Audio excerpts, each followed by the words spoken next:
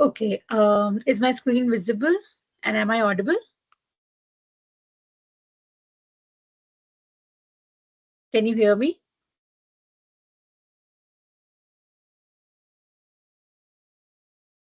Okay, thank you. Thank you for the confirmation. Okay, welcome to week 4 of the session.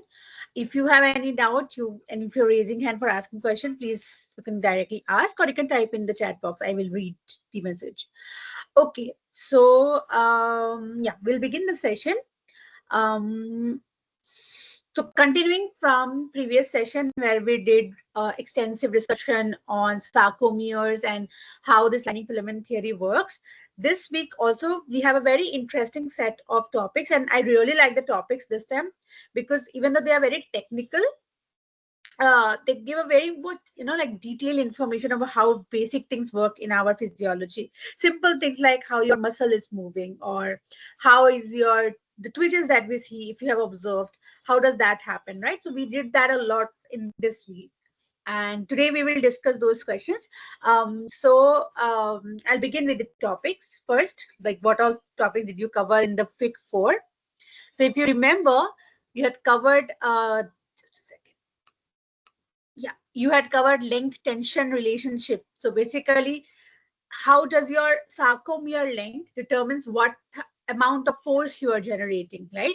How is the tension in your muscle? If you remember that beautiful curve, so we have that curve today in our discussion. The next topic was excitation, contraction, coupling with nervous system. So here in this module or in this week, we had seen how your two systems are interlinked. We were studying about muscular system earlier in the previous week, and next will be nervous systems. How you do the connection between muscle and nervous system, right? So this is how your connection between two systems are built.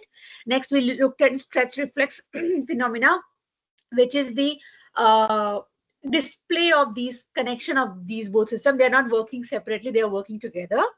And then you switch your gears and move to nervous system, anatomy, and signaling. And you look at just by looking at the structure and circuit of neurons, which will be discussed extensively in the next week, right? Okay. Now let's begin with today's class. So of course, this we had extensively discussed in the previous session.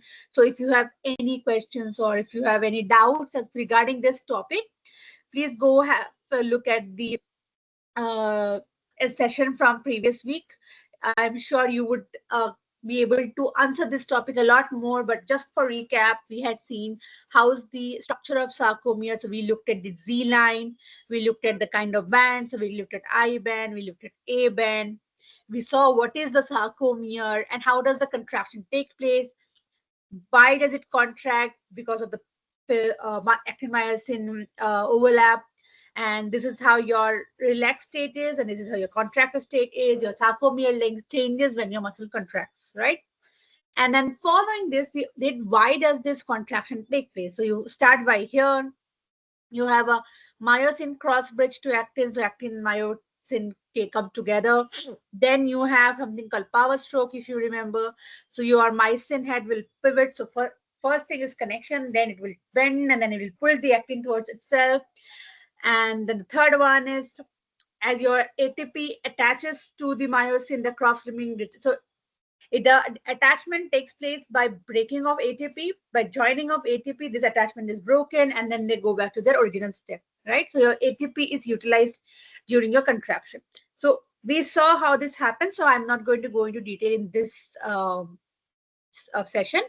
If you want to look into the details of this, you can look into the previous session. Okay. So we looked at what is sarcomere length, and we saw what is the sliding filament theory that tells us how the sarcomere length changes over time. Today we will do in detail how does this length and tension relationship work.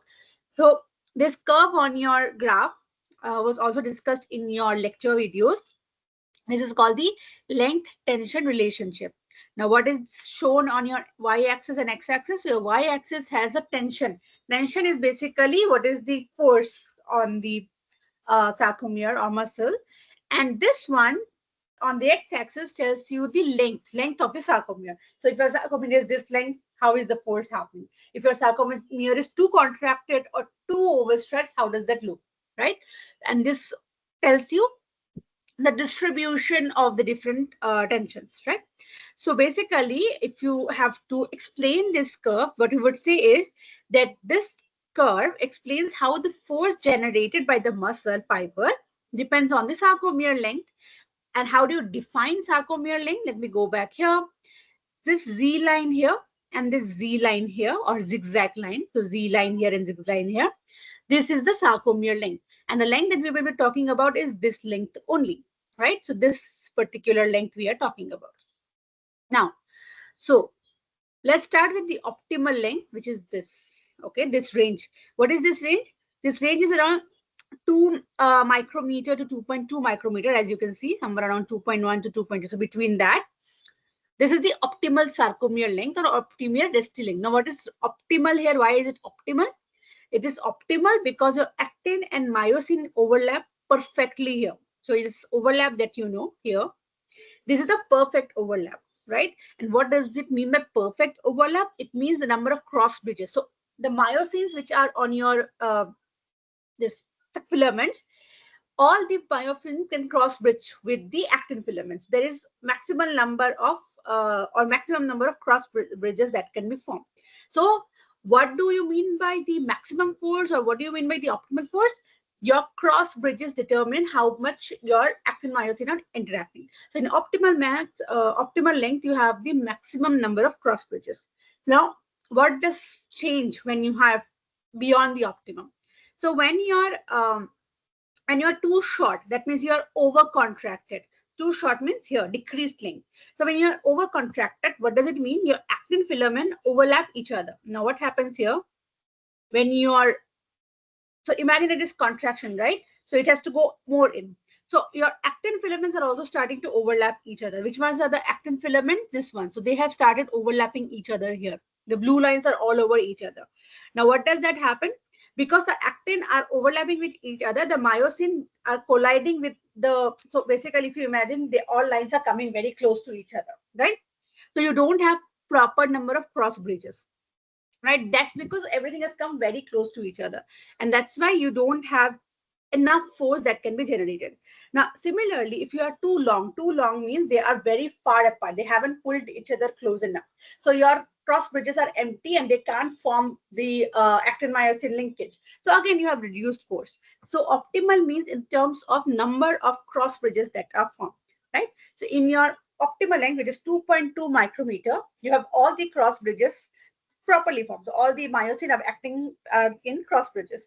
But if you become too short, this can't be happening. If you take it too long, that also can't be happening. So that's why this determines the amount of force that you are generating. If your muscle has to actively work or has to work at its full potential, it has to be at the proper sarcomere length, right?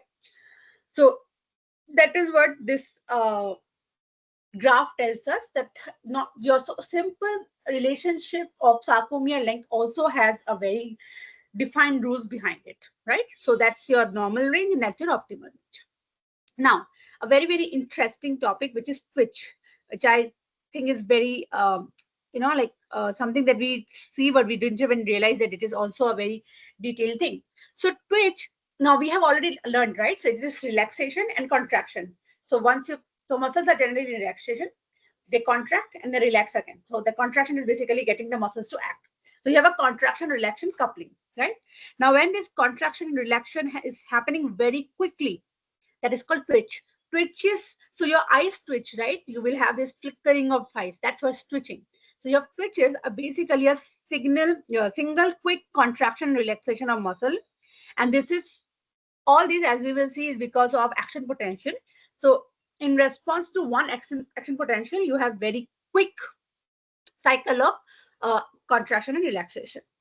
So however, in this, again, you have three phases. If this is the way you represent twitch, the first one is this brown color here. So you see it starts with an action potential, right? And you have this first millisecond. These are in milliseconds. So also remember how quick this is. Even though there is a latent period, it's just 1 to 2 milliseconds. We are not even talking about seconds here. So these things happen at very fast scale, right? So you have a latent period here. Now, what is this latent period doing? Now in this latent, so this twitches are in response to something, right? You are, because it's a twitch, you have to respond to something because of the potential. So this latent period is a time between your stimulus and the contraction. Okay, what all do happen here is just when your contraction coupling has started. So we will see that when your action potential is generated, how does it, all this contraction take place? If you remember, all this contraction take place when there is a release of calcium from sarcoplasmic reticulum, right? Sarcoplasmic reticulum has calcium storage. All the calciums are released when the action potential comes, which is at the cell membrane. And then as soon as the calcium is released, you have all these muscles contraction and relaxation taking place. So all this initial phase of release of calcium and detection of stimulus is in this latent period. Okay, then you have the actual contraction phase. So when your calcium is released, you have the cross bridge of actin and myosin, and your muscle tension rises because your muscles are contracting. So this is that period, and this lasts for 10 to 100 milliseconds. That's how quick your contraction is, right? And then majority of the time is in the relaxation. So what is relaxation? Is going back to its original state. So all the calcium which was out of sarcoplasmic reticulum goes back into sarcoplasmic reticulum. All these cross linkages detach, ATP gets back to your muscle fiber. So everything comes back to its normal state. So it's only in this 1 to 2 milliseconds and this 100 milliseconds that your activity is taking place. And for the remaining 400 milliseconds around, you have just a period of relaxation. So that's why it's twitch, because it's very fast. Okay. So overall, I mean, just to summarize, a twitch is basically all or none at the level of single muscles. And it's single fiber.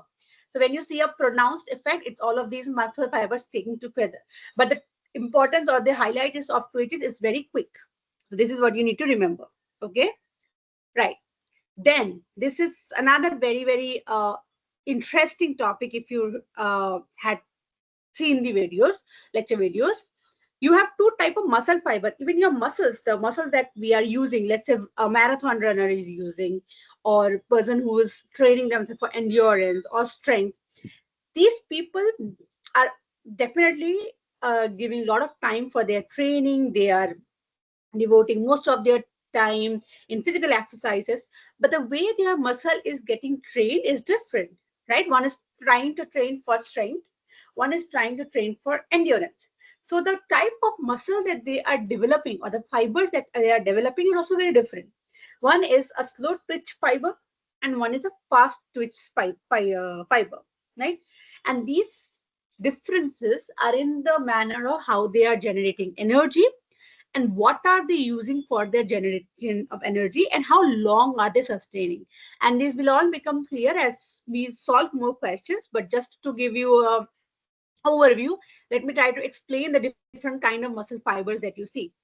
So this first one, which is, as you can see from the image, it's just so red in color. If you remember last time, we had also seen the coloration of fibers. So your slow twitch muscles are also called the type 1 muscle fiber. So they are very red in color, and the color itself gives you a key what exactly is happening here, right? So let's break the terms one by one and look at the physical appearance, and they make many things obvious to you. First thing, they are saying it's a slow twitch fiber. So the speed of the contraction here, the speed here, right? It is very slow, right? And because it's a slow contraction, it generally sustains for longer period. The contraction is for longer period. So your fatigue resistance is high. See, if your muscles are overused, you get fatigue. Remember, we tell, oh, we worked a lot today, my muscles are fatigued. That's because if you overused your muscles, you overused the contraction and relaxation process. But when you are slowly doing it, you have more sustenance. So your fatigue resistance is very high, right? Now, how do these muscles do, and why are they red in color? They metabolize aerobically. So they have something called oxidative phosphorylation. They use that mechanism to generate ATP. So you are using more of aerobic, you're using more of oxygen. So you are using oxygen if you have uh, run long, or if you know that if you are going to be using energy for longer time, you train yourself that you use more oxygen. So you're your usage of more oxygen is what gives you the ATP. So oxidative phosphorylation, right? And who does, if you remember Krebs cycle, oxidative phosphorylation comes from the steps of ETC or electron transport chain, which is in the mitochondria. So you have lots of mitochondria here. And you also have a lot of myoglobin here. Those myoglobins are what is giving the red color, right? So red color is coming from myoglobin. You have a lot of mitochondria. Because you have a lot of mitochondria, you're doing aerobic metabolism. That's how you're generating ATP. You have a more sustained contraction, and your fatigue resistance is very, very high, right? And of course, because you're using aerobic mechanisms, you have more capillary. You're now coming to your force. How does this contraction uh, generate the muscle force? Because this is a slow contraction, it will have low force, right? But because it's a long pronounced contraction, your endurance is very high. Where do you need such endurance? When you are marathon runner, because you have to run for a longer time. You need to sustain, you need to keep your energy spike high or consistent. That's when these muscles are trained, and these are developed over time, right? These are meant to be sustained for a longer period. That's how you should remember, right? It gets complicated when you try to understand too many topics, but if you try and think, it's easier topic to understand. Just you need to remember some key things. Red color, slow. The red and the slow itself tell you what do they constitute and what are they functioning for, right? Now, so this is type 1 fiber. Fast twitch, the other version, has two types, right? One is called type 2A and type 2B. So remember these terms. The questions also cover these kind of topics. This looks very heavy, but it's okay. We will just try to cover as much as we can. And my suggestion to you is that don't get scared. Today also, if you can't answer question, it's okay. You have these as your backup question whenever you're revising. Okay. Now type 2A. So you can already see fast twitch fibers already have this paler color and less of red color. So we'll see why. Okay. So obvious things, they are contracting faster and they have less myoglobin. These are very obvious. So what do they do? So in fast twitch, as I said, there are two type of fibers, type 2A and type 2B. So the type 2A is bit faster than the slow twitch fiber. So the contraction is a bit faster. Now, because you're contracting at a moderate speed, your fatigue resistance is also moderate. And so what do you use for your energy generation? You use aerobic as well as anaerobic. So you use oxidative and glycolytic. So don't use oxygen as well as breakdown of glucose or glucose, right? So glycogen and glucose breakdown is what is anaerobic. You don't need oxygen there, and you also use some oxygen. Because you are using oxygen, there's a moderate amount of contraction happening. So everything is moderate for your type 2A, okay?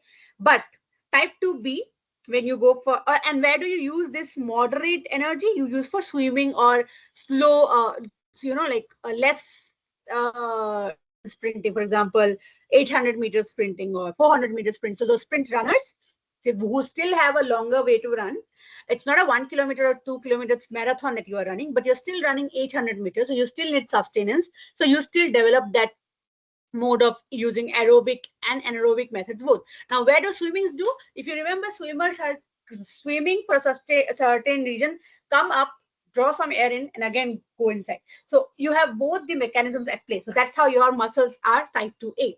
But when you don't use aerobic at all, you don't rely on oxygen at all, that's when it is your type 2B or fast fibers, which are actually white in color. So these are paler in color. The type 2B muscles, which are white. Why white? Because of course they don't need myoglobin, because they are completely relying on glycolysis or use of glucose. So you take glucose, all the glucose gets uptake, and they all are releasing energy. So their contraction is very fast, right? And their force generation is very high because they're suddenly contracting. So your force generation is very high.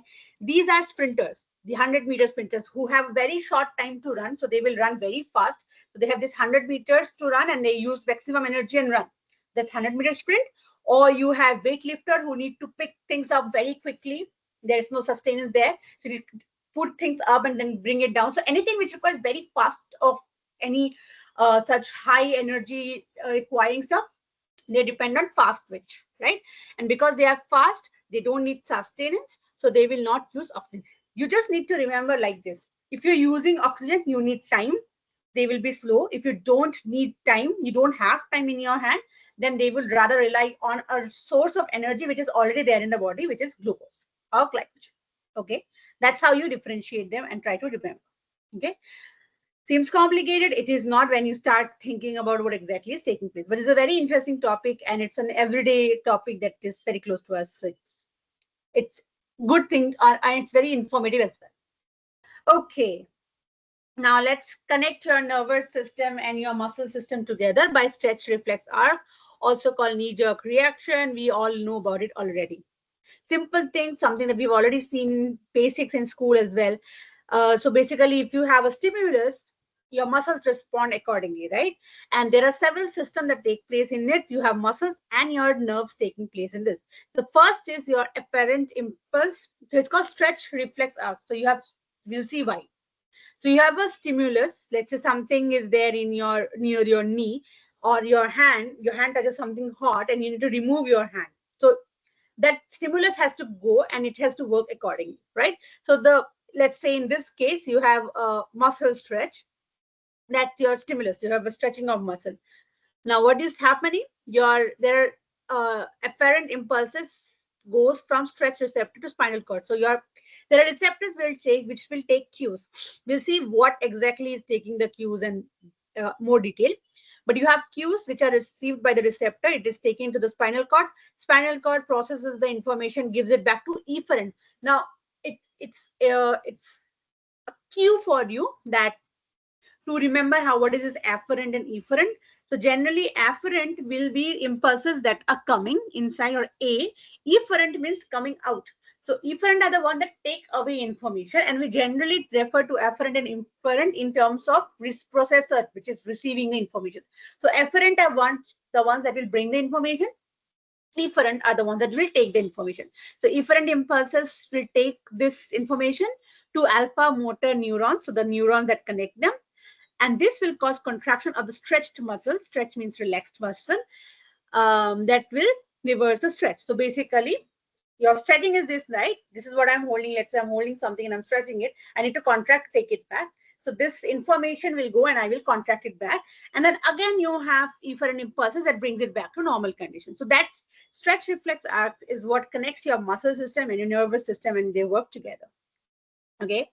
And this entire procedure, all this Hendra mechanism takes place because of the extrafusal and intrafusal fibers, which are basically very, very clear role, clearly determine what they do. So look at the position of the extrafusal muscle fibers and then find out the intramuscle fibers, like intrafusal muscle fibers. So all these are extrafusal, the outer covering, and inside you have this parallel running intrafusal. Intra means inside, extra means outside. Just remember it like this. And then see, a lot of neurons are here, right? You have afferent neurons, motor neurons, this, that, all this. In very simple terms, what are these two doing? Your intrafusal fibers, they are basically sensory muscle fibers. So they are sensory muscle. Anything that is to be detected are detected by these intrafusal muscle fibers. They are parallel to the extrafusal fibers. So they don't generate enough force, but they detect the changes or detect the stimulus. And then because of these gamma neurons, which are innervating them, they are able to relay the information to the extrafusal, through the spinal cords, and the activity which is to be done is done by the extrafusal fibers.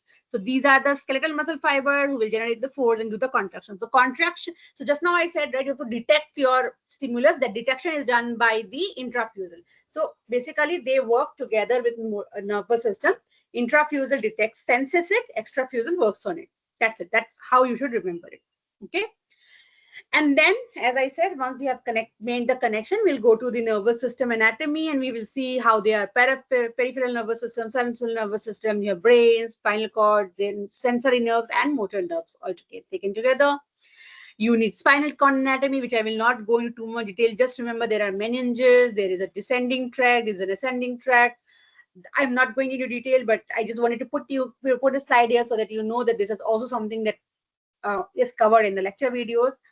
And then once we have done spinal cord, we know our nervous system. We should also know about axons and dendrites, who actually gather these impulses and relay the information. They are the neurons that run throughout your body, right? They're the longest cells, so they need to relay the information. So you have this is one dendrite, this is a dendrite, this is an axon. And if you know what is this myelin sheath for, they're basically for fast relay of information. And then you have synapses. These are electrical synapses, and we will see what they do when I do the questions related to that. Then you have excitable cells. So these cells need to pass this information to cells that can receive it. The ones that receive signals via dendrites or neurons, they are the excitable cells. So basically, they are the muscles, right? Okay, so these are the topics that we did last time. And I have already spoken for around 30 minutes. So a brush up of that week is done. Now, from here, we'll try to solve questions. And let's see how far we can go. And don't take stress if you can't attempt the questions. We have, like we always do, some 50 odd questions, and we'll try to solve it as much as we can. And we'll move a bit quickly so that we can cover all the topics. Okay? All right. What we will do is we will wait for 1 to 2 minutes in each slide, and we'll just move ahead with the question, because the question will be there and these videos will be uploaded, so you can always come back and check. Okay. Okay. So let's begin with today's session. All these topics that I just talked will be spoken about, will be covered in the different questions. So first question is muscle. So a lot of topics which I did not cover will be covered in these questions. So that also gives you a cue of what all different topics are there. All right. So muscle contraction velocity, which I spoken about the speed, right? So what is it inversely loaded to or related to? And a skeletal muscle with zero load contracts fully in how many seconds? So basically the timing of contraction.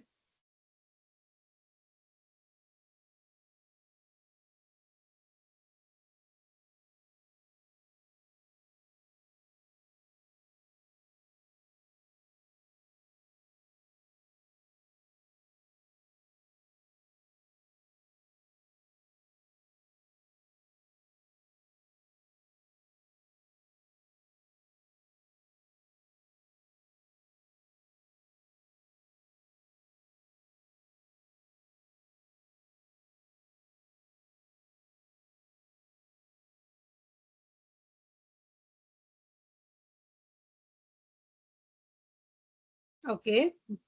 Others? That's just one part. Next part.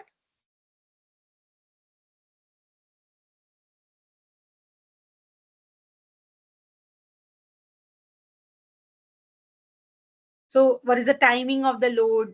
If the first answer is load, what is the timing of the contraction?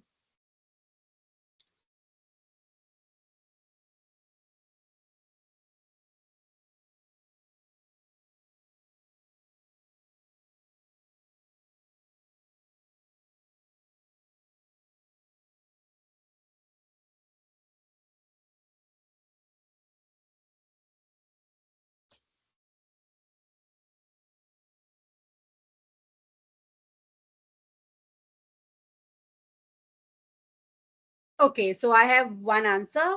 Someone else wants to look into the answers?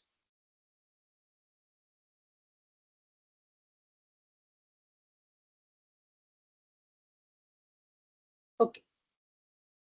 One more minute and then we can look into the answers. If you have any answers. Okay, second option is B, all right.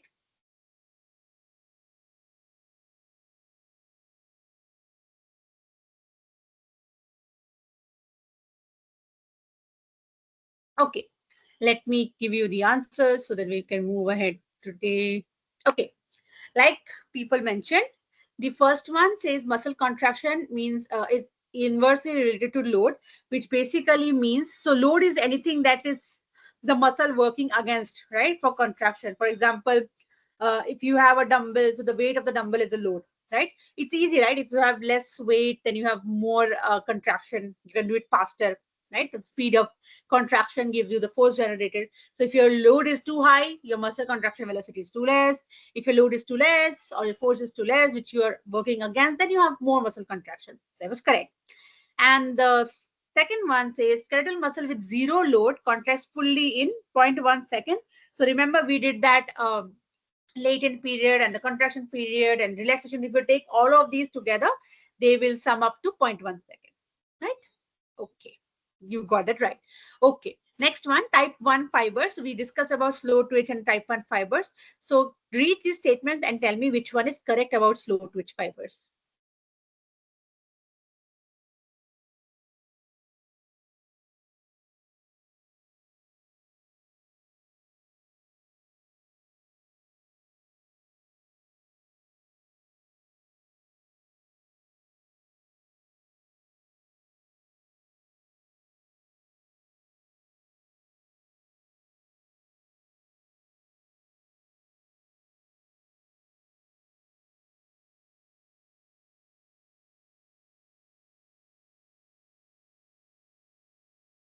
So the options say that a slow twitch fiber rely on anaerobic metabolism.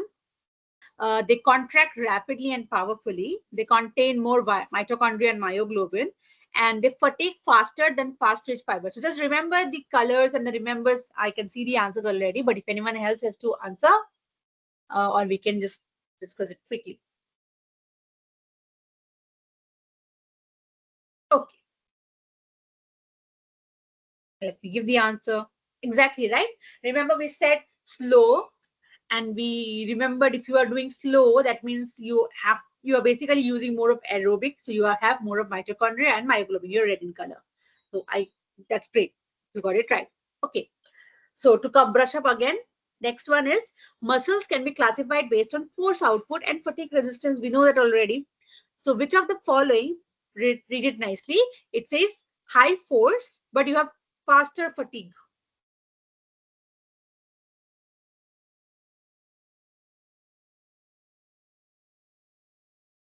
So out of the given options, all right.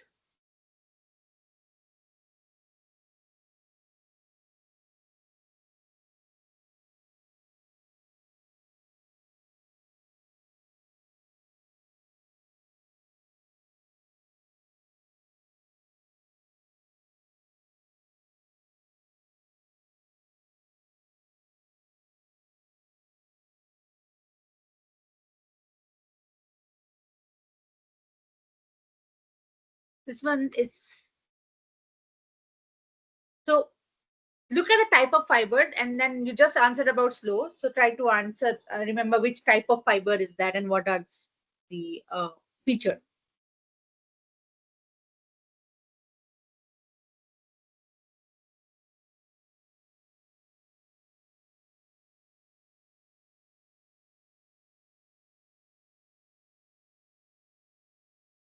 Okay, anyone else? Anyone else wants to try?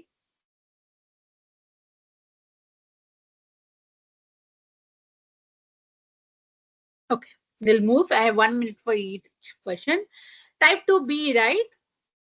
C, because I said among the given top options and I was saying high force and fatigues quickly. If you remember, type 2A was swimming and 100 meters sprint, 800 meter sprinters who still use aerobic and anaerobic metabolism. So type 2B are the ones who use completely anaerobic. So they fatigue very quickly, but they, of course, because they are using anaerobic mechanism, they have the highest force. Okay. Okay. So I told about excitable cells that can get relate information from the neurons. So which of these is an excitable cell?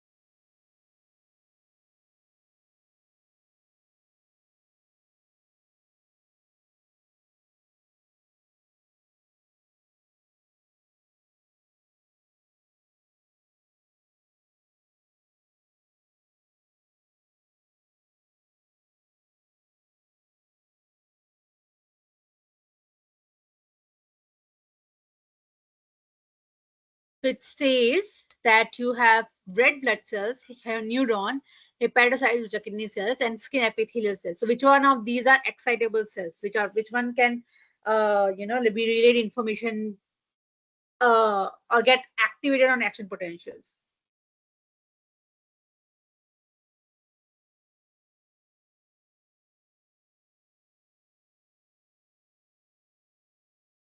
Okay, let me give you the answer so that you neuron. So you will see that all the other cells are using other mode of information for getting the stimulus responses or how they are working. But I also told you neuron is the largest cell. So that itself says it is a cell and it's an excitable cell. Okay. So don't get confused. This question was there meant to give you an idea that you can have relative terms, but you need to know that neuron is an excitable cell and muscle is an excitable cell, right? All right. Again, just to quickly uh, see where do these fibers are used. So you have fast twitch fibers and you have slow twitch fibers. So look in the options and tell me which ones are for what. Where do you find muscle twitch, fast twitch fibers, and where do you find slow twitch fibers? These are the perfect example of, like you can see the application of the things that you are reading. So the question says your fast twitch fibers, where are they useful? So are they useful for long distance running, standing and posture, sprinting and jumping, and or breathing? Slow twitch fibers, are they important for lifting heavy weights, sprinting, long distance running, and explosive jumping? So what do you need to remember?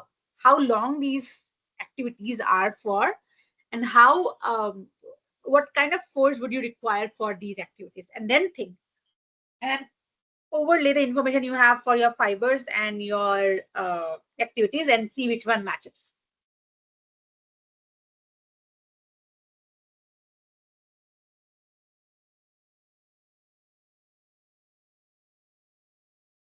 Look, okay, fast twitch is sprinting and jumping. Okay.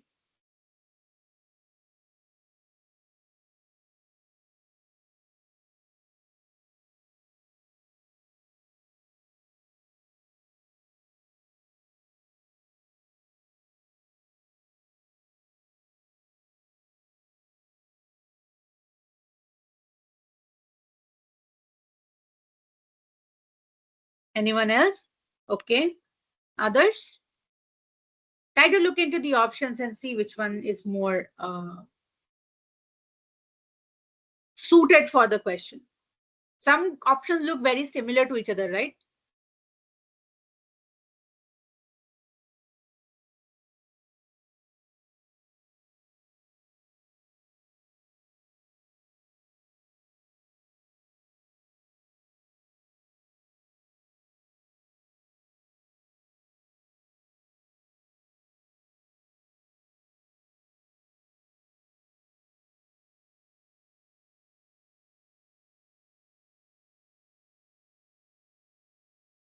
Okay, let me give you the answer. Sorry. Yes, and yes. So, like someone already mentioned, and that we have already discussed, right? Fast twitch fibers are the ones that require quicker. You need them to act quickly. So, for long distance running, you need endurance. For standing and posture, you need maintenance and endurance. For breathing, which is slow, you need slow fibers. So, sprinting and jumping requires quicker responses. So, it's fast twitch. And opposite to this, slow twitch, where if you are lifting heavy weights, you need a quick response. You're sprinting, you need quick response. Explosive jumping is again something which is very, like very quickly happening. So for those, you need fast twitch fibers. If you have to run long, you need endurance, so you need slow twitch fibers, right? That's great. Okay, next. So a summation of twitches, basically all these small twitches when we take over the time, what is it called? This is something that was discussed in the class and I thought I could put this as a question for you, so that that topic itself also gets revised.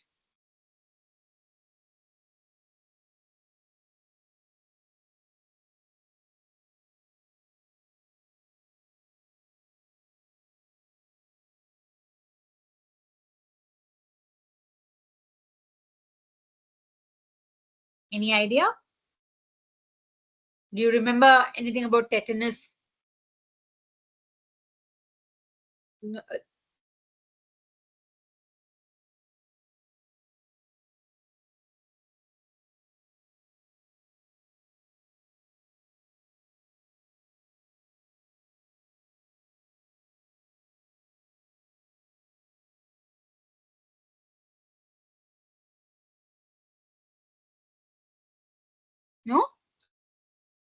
Let me help you here.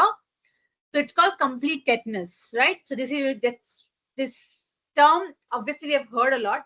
Let's see how this sits together, okay? So twitches, we know that it's a single quick contraction relaxation cycle. So you have a contraction, relaxation, right? When you have all these small twitches added together, it's called tetanus. Now, what is incomplete and complete tetanus? So, incomplete means between those contraction and relaxation, you have a period of relaxation. So, let's say this is one twitch, then you have a period of relaxation, then again second twitch. Again, so it's not sustained contraction, right? Because you have this period of relaxation in between, right? While complete tetanus is basically you have twitches which are back to back connected. So one cycle connected to the next cycle, connected to the next cycle. There is no prolonged relaxation. So that's why you have sustained smooth contraction. That's tetanus, right? So you need to remember tetanus, the word as summation of twitches. All right. More on these topics just so that you get more well versed with the topic. So which of the following characteristic is not typical of slow twitch muscle fibers? Read it. Read these terms. These are technical terms, and what I wanted to do is make sure that you get used to these terms as much as you can. And then next question is fast twitch muscles fatigue quickly. Why? So we know they fatigue quicker, but why do they quickly fatigue? These are all terms that will keep coming up in this part of your syllabus or in part of your course. So the more you get well versed with these topics, it becomes easier for you to remember. So that's the whole agenda of these sessions. So I kept more questions. Can this be related to this tetanus? Yeah, I will answer that once I finish this topic. Then I will come back to that part. Good question though. So in the meanwhile, you can answer these two questions, and once we look into this question, then we can answer that to respond to your query.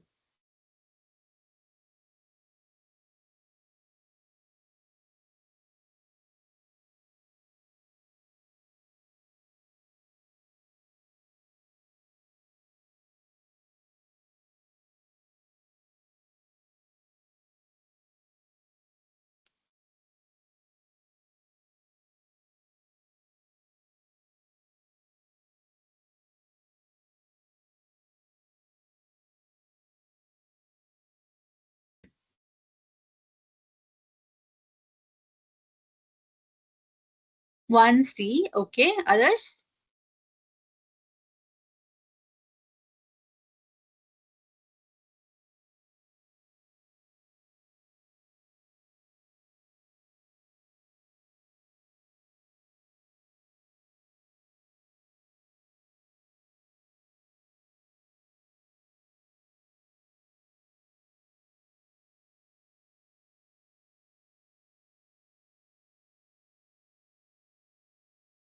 Second is B.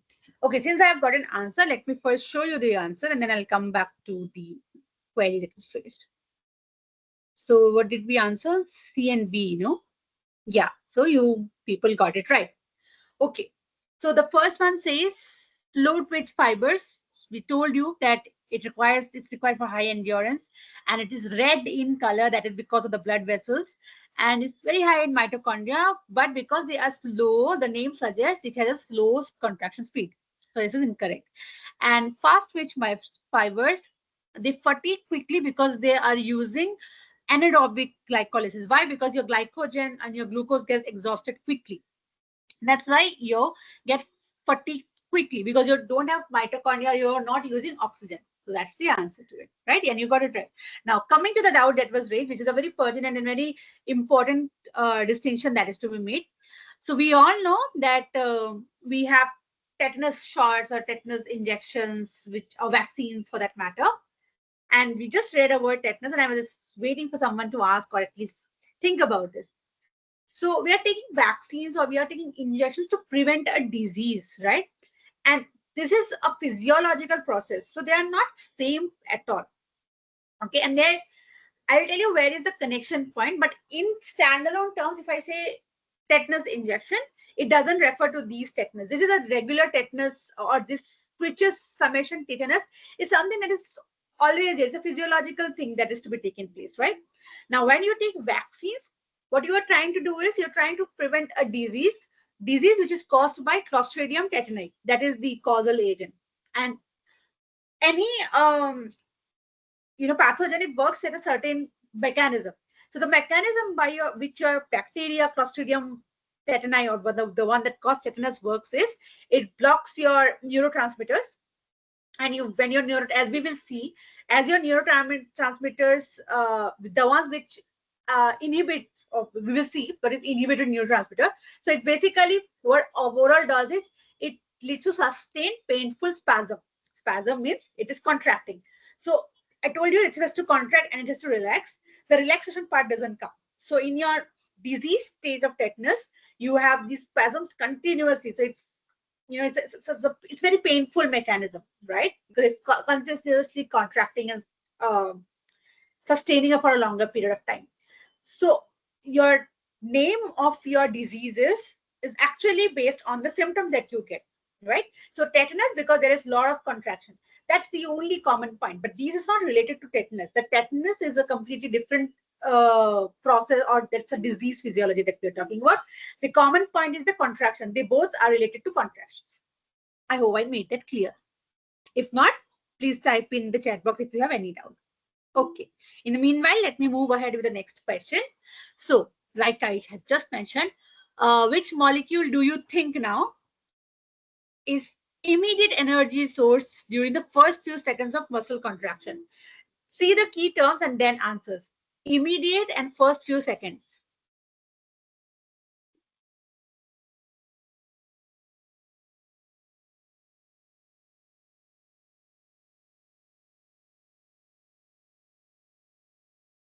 Anyone else wants to take a guess? I have received one response.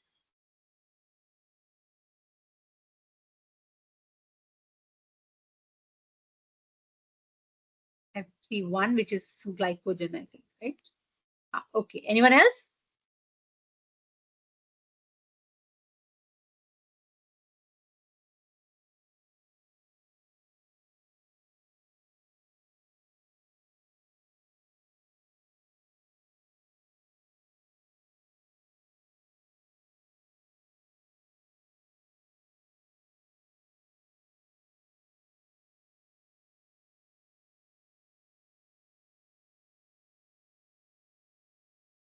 D. Okay, interesting answer. Okay, let's see the answer first, and then it's very interesting. It's neither glycogen, it's not glucose, and it's not fatty acid. It's creatine phosphate. And I'll tell you why. It looks very unintuitive, but it is not. It's very simple. What is the question saying? It requires immediate response. Okay, immediate source of energy. And what did we learn? They're using anaerobic glycolysis. For the glycolysis to take place, it needs some time, right? It needs to think, okay, I need to use up oxygen. I need to remember that latent period and then all this period. You need some time to use it up. But to initiate the entire chain, you need something which is immediately available in the muscles itself, and that's creatine phosphate. So the first energy source is creatine phosphate, and then later the entire process is driven by the breakdown of glycolysis. That's why it's glycolysis that primarily drives it. But immediate source of energy is creatine phosphate. Okay, that's why this question was there, so that we could make the distinction. But I'm glad that people answered it. So yeah. Okay, so creatine phosphate, because it is immediate. That's why I said read the word. If it just says major energy source, is glycogen and glucose. But because also it says first few seconds, that's creatine phosphate, which is readily available. Okay. All right. Okay. I think we will. I'm hearing the questions. So this is a repeated question just for your, like as. So you have some other terms which were used in the lecture. So we also have questions which use those words. So muscle fibers which adapt to training on inclined terrain. So what do they do by increasing what? Like what are they? So first thing, in terrain, what kind of fibers you are developing? And then what exactly, what is the mechanism behind that?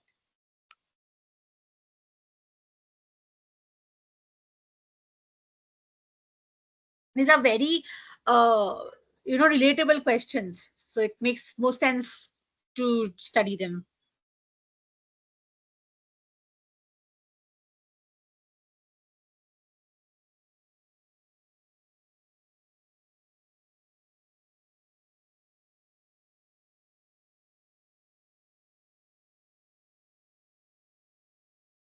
Hmm. These are things that you do in gym, the things that you keep reading about. So what is the mechanism behind these? And it's very simple, it's very logical. So if you, yes, okay, so someone says B, which is oxidative enzyme. Anyone else? You have bone density, you have fast twitch fibers, and you have fat storage. And you're talking about terrain. So you're talking about someone who's going or running on an inclined terrain. So what are they doing and what are they trying to do here?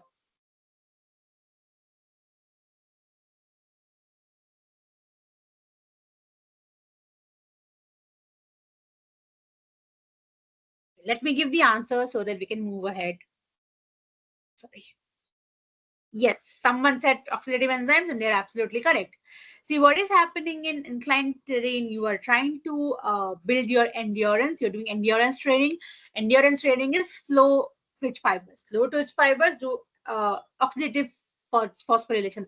Oxidative phosphorylation, anything oxidative requires oxidative enzymes. So you're increasing your oxidative enzymes so that you can do aerobic metabolism. So, and you have higher fatigue resistance, right? And that's particularly for your terrain development. Terrain training, right? Now, what is bone density? Where do bone density come? Imagine when does your bone density become important? When you are doing strength training, the quicker weightlifting kind of stuff. So that is not here, right? Those are using anaerobic mechanism. Fast twitch, anaerobic again. Fat storage is something that you don't do at all. If you're trying to train yourself, you don't want to store fat, you want to use fat. So that was anyway incorrect answer. Okay, right. Okay, let's move ahead. Last few questions on these topics again. So the first one says adaptation to flat terrains is likely to develop which one of these more? And repeated training in varied terrains improves what? So all these are related terms, like ferret trails, flat trails, inclined terrains. So the more you do, the more these topics become easier to you, or less complicated for that matter.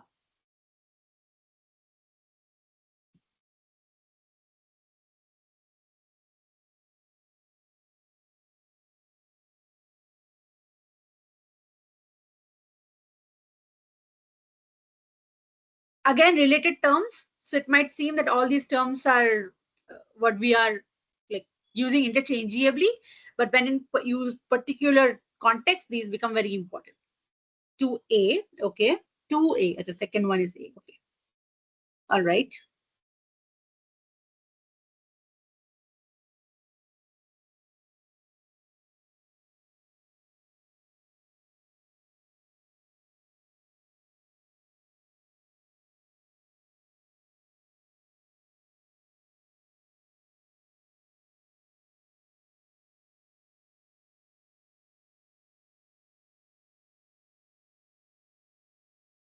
Anyone else? 2A, I see one response.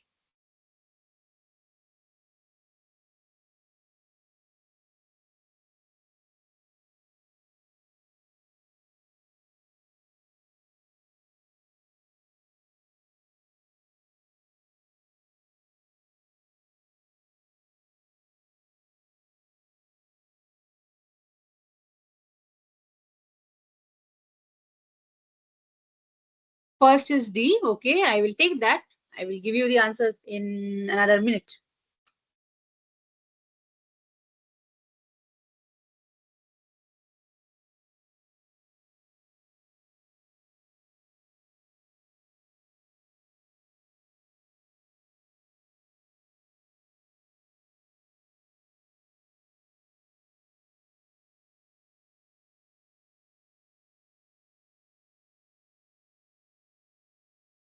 Okay, let's look into the answer.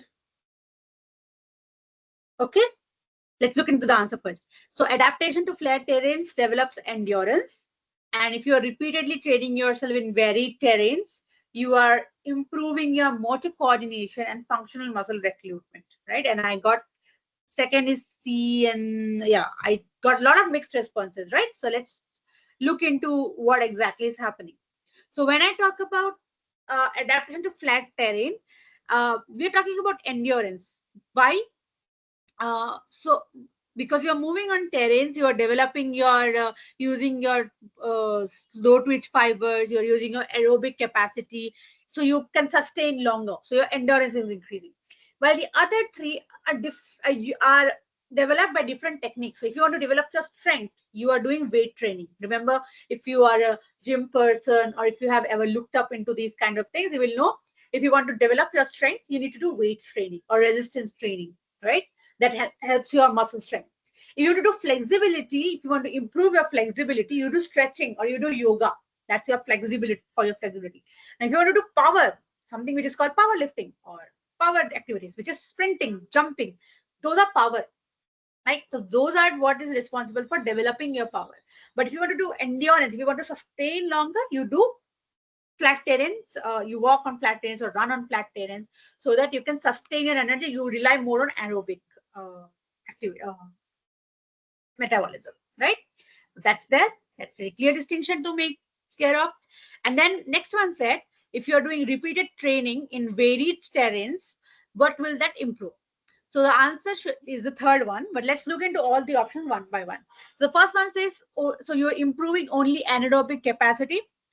So when you're doing varied terrains, right, you're doing both anaerobic and aerobic. You're also using oxygen. If you know that if you're using uphill and downhill all, that you are using both aerobic and anaerobic mechanism. So it's not just anaerobic.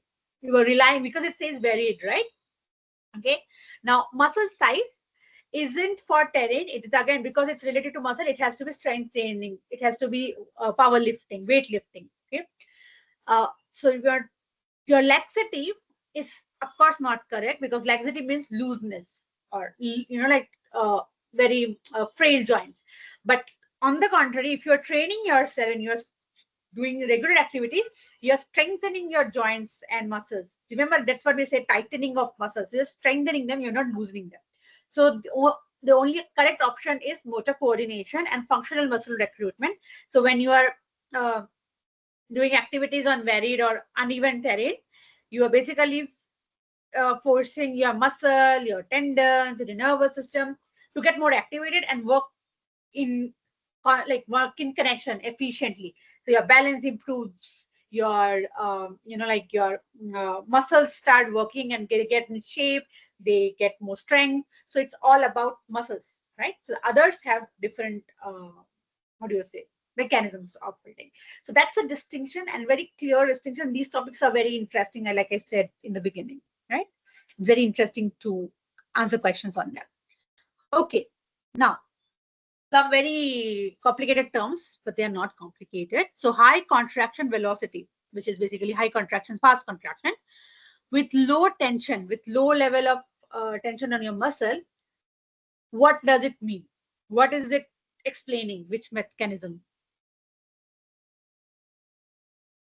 These are all terms that we keep using regularly, but now you will see that they all have some meanings.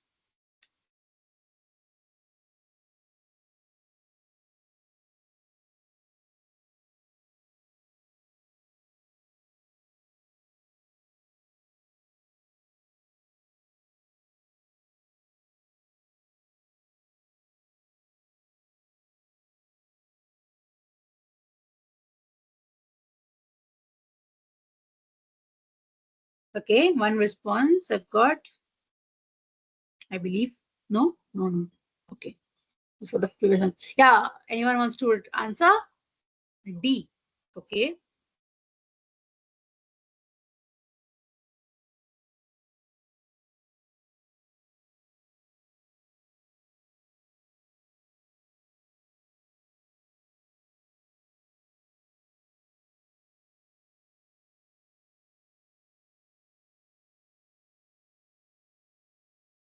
I'll wait one more minute.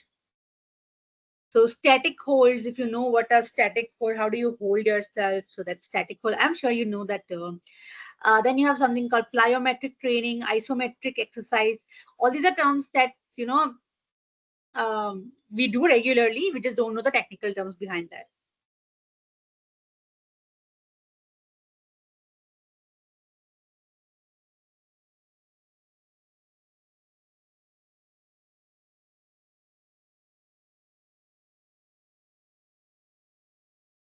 Any guesses?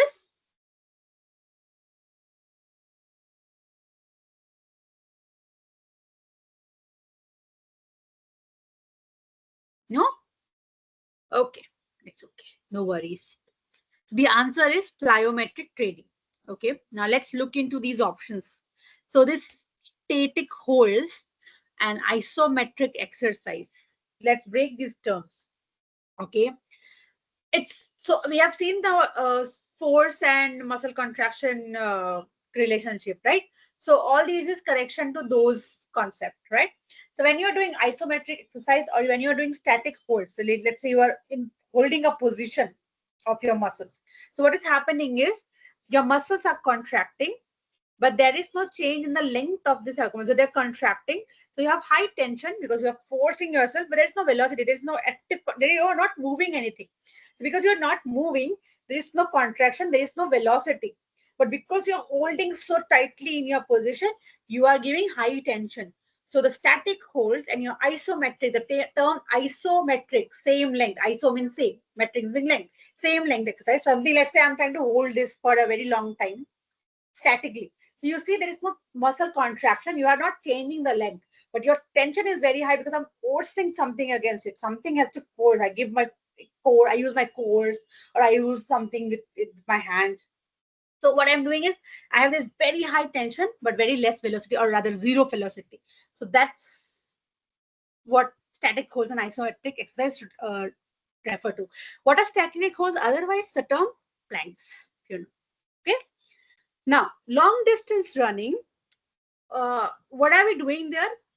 So we know long distance running is endurance. Endurance means slow twitch fibers.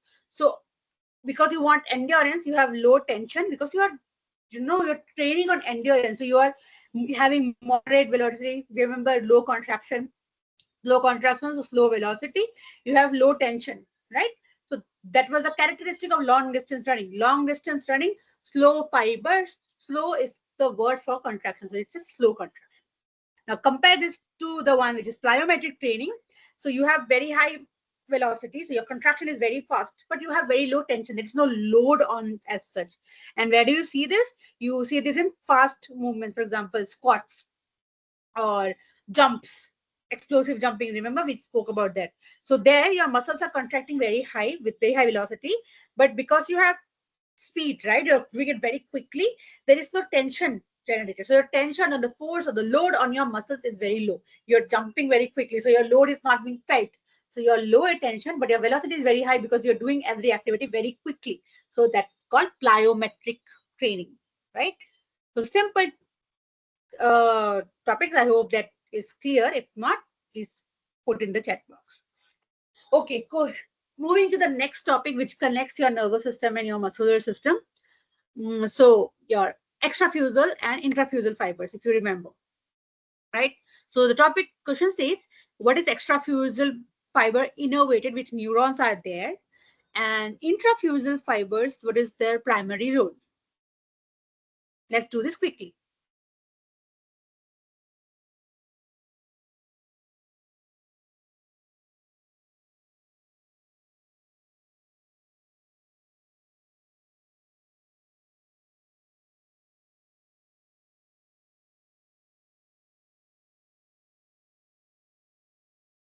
Hmm. 1A, 2B. 1 minute, and anyone else? 1A, 2B. This is just the names and activities that you should remember. Any guesses, anyone?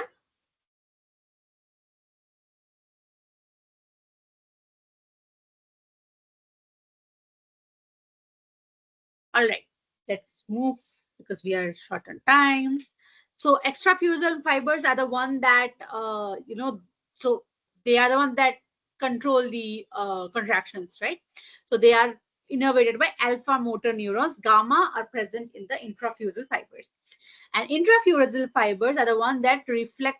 So they are involved in reflex control and stretch detection because they are the sensory ones. So they detect and they control what reflects, how reflex action are generated. Okay. Okay. So if they are sensing, so what are the contractile units of skeletal muscle? The ones that generate force in skeletal muscle, which are the ones that generate the force of in muscles?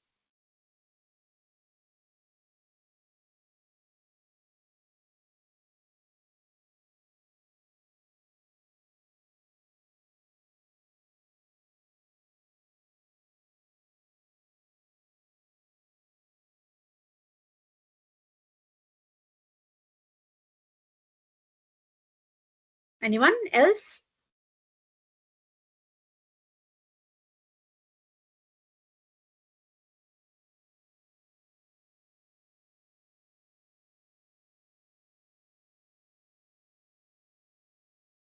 So the question is that if you, so you have contractile unit, the one which generate the force. Okay, so that's D, because your intrafusal are the one that detect, the one that actually contract are the extrafusal fibers. That's the fig diagram that we had discussed. Okay. So next we have already done this isometric contraction, right? I told you isometric same length. So let's do two more questions on that so that it becomes easier. So in an isometric contraction, which of the following is occurring? Muscle short, listen, read and try to look into the answer. So your muscle is shortening, but there is, while and there is also tension. Your muscle length is increasing while producing tension. Your muscle length is remaining constant, or muscle is not generating any force. And why are they important? Are they important in running? Are they important in postural control, dynamic jumping, or reflex inhibition?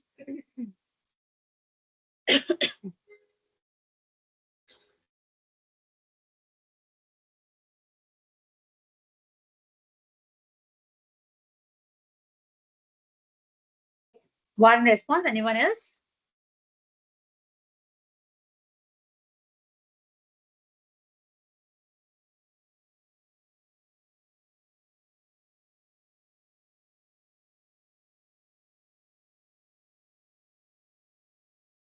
C. Okay. Others? Do you want to take a guess?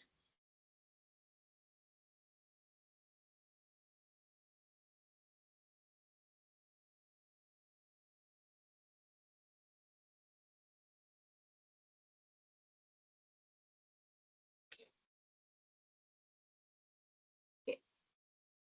C, B. Okay. So the first one, because we have just, remember here we discussed. Where did I discuss it? Here. Remember I talked about static holds and isometric exercise where I told you that you're basically holding it. So there is velocity, there is no contraction, but there is high tension on it, right? So that means your muscle length is not changing because there is no contraction. And you need this for postural control. So all this holding position, your planks or anything that you are trying to control, if you are in a control of posture, then it's your isometric contraction. Okay. Okay. So remember the stretch reflex arc that we did. So can you tell me the correct sequence of the flow of information? So where does it start from? Does it start from receptor, goes to an interneuron, then goes to motor neuron, and then goes to muscle? Or does it start from a muscle spindle, goes to sensory neuron, goes to motor neuron, and then goes to muscle? Or it is Golgi tendon organ, which is then relaying the information to motor neurons and muscles? Or does it connect sensory, brain, and muscle? Which one is the correct arc, or which one is the correct pathway?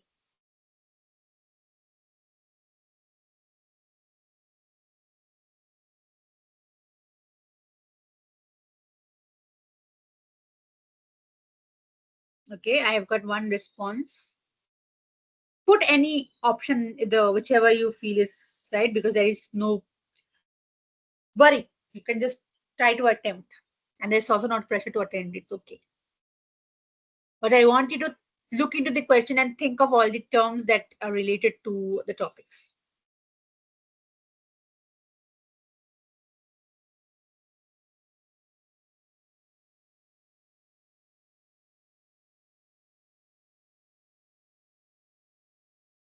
No one? Anyone else?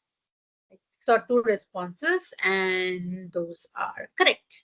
So you start with your spindle, intrafusal fiber, gives the information to sensory neuron. Sensory neuron takes it to spinal cord. From there, it comes to motor neuron, and then it is taken to the muscle by all these efferent and efferent neurons. Okay, which we will do later. Okay. Now, this was stretch reflex. What is the purpose of stretch reflex, and how do you define it? So what do you need stretch reflex for? Is it for generating large force quickly, or you want it to protect for overcontraction, or what do you need it for? And if I have to define stretch reflexes, what are they, or what are they most related to?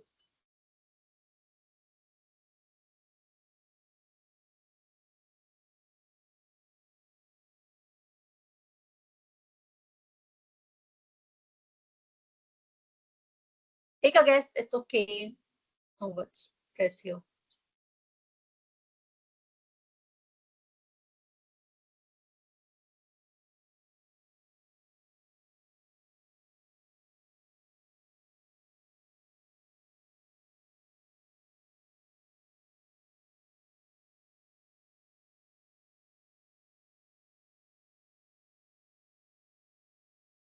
Okay. C.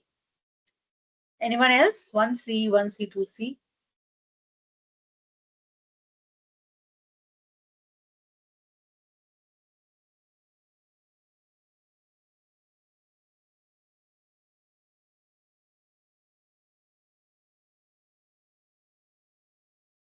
Okay. So when you answer these questions, you need to check the terms, okay? So let me give you the answer so that we can discuss. So the first one says the primary purpose of stretch reflex, it's basically to maintain muscle tone and posture. You don't do that for inhibiting voluntary. You don't inhibit voluntary movements. You need those. These are basically voluntary movements, right? You're not thinking too much about it. You're not doing this for over contraction, or you're not doing for protecting muscles which are trying to contract or relax. You are trying this to maintain the muscle tone and the posture. That's the primary purpose. And that's why when we are defining the other way, we will say the stretch reflexes are ones that lead to extension of some muscles and flexion of others. So extension, basically moving, enlargement, and then flexion is basically coming back, right? So these are key terms that you use when you're defining stretch reflexes. Okay. And rounding it up, so which one of this is not a characteristic of extrafusal muscle fiber? The key term for extrafusal, you can remember extra as being the outer one, and outer ones are the ones that are responsible for generating your muscle force, right? So what don't they do?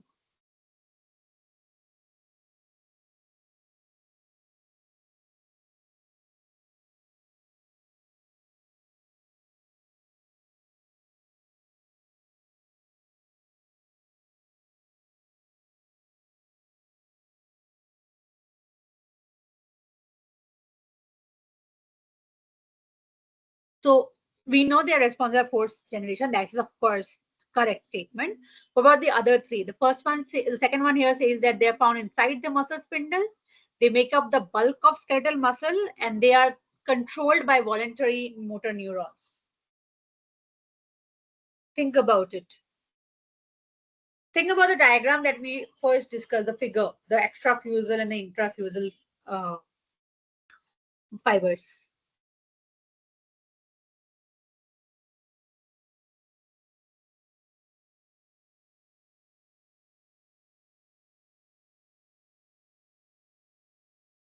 Okay, I've received one response. Others?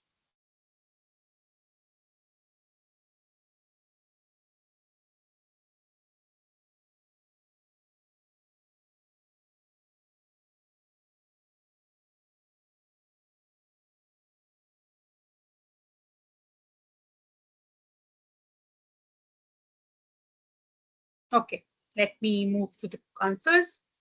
Okay, so the answer, the incorrect statement is inside muscle spindle. So they generate force is correct. Uh, okay, the figure, if you remember, they were running across the like length of the muscles, right? So they are definitely making a bulk of skeletal muscle, and they are controlled by motor neurons because they are the ones who are exhibiting the actions, right? But they are not found inside the muscle spindle. If you remember the extrafusal diagram, this was extrafusal, and inside parallelly you have the intrafusal, because from there you have the gamma neurons. These are the ones that detect the stretches, detect the stimulus, give it to the gamma neuron, which carry the information, right?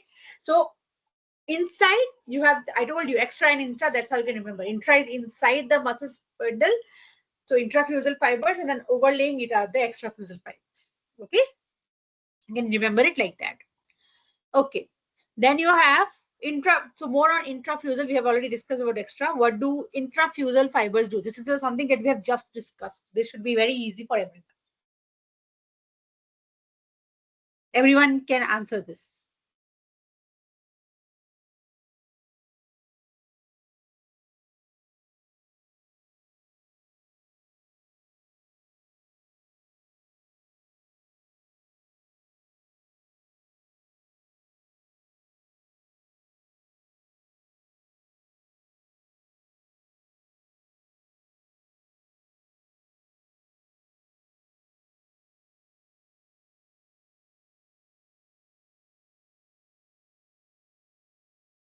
Okay,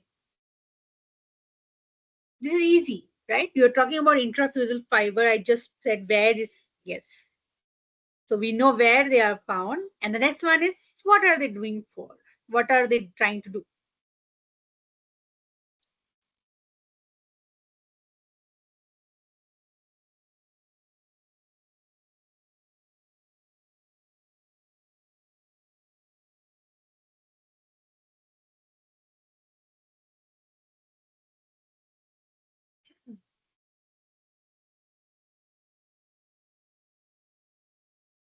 Okay, I've received one more response. Anyone else? Yeah, I can see some people typing.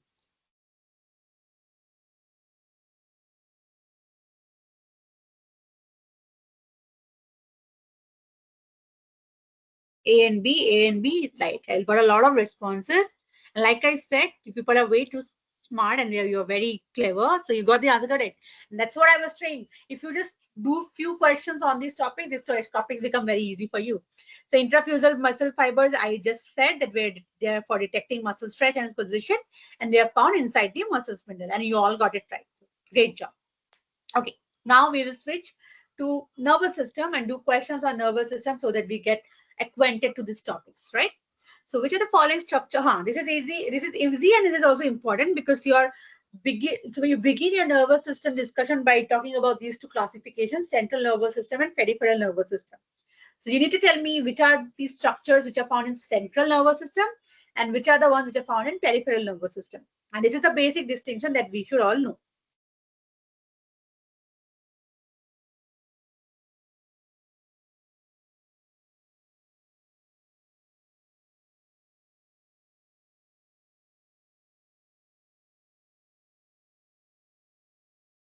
Yeah, I see a lot of responses, and that just shows that people are very well aware.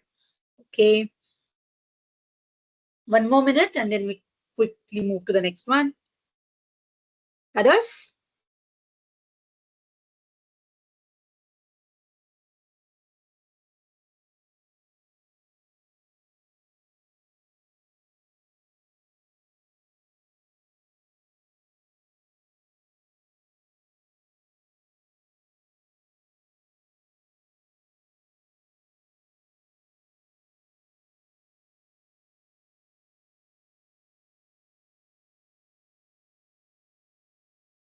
I got a lot of responses. See, I just what I told you. You people are very clear and very aware. So great. So your central nervous system has brain, of course, and spinal cord, and your peripheral nervous system has all these nerves which are on the periphery. The name suggests, right? Peripheral nervous is basically running across the periphery of your central system. Centrals are the brain and spinal cord. Right, that's great. Okay, next one. I told you meninges, right? So meninges have an order of structure. So which one is the correct answer for outermost to innermost? When you move in the, if you remember your spinal cord, when you move from the outer layer to the inner layer, what is the order of your meninges?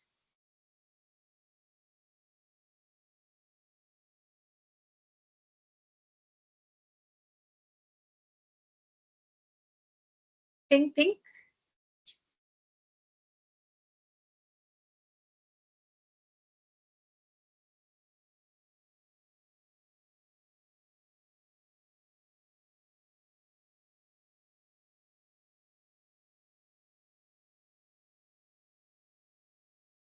Anyone? Okay, I can see people typing. Right. Dura, arachnoid, and pyometer, AC. Okay.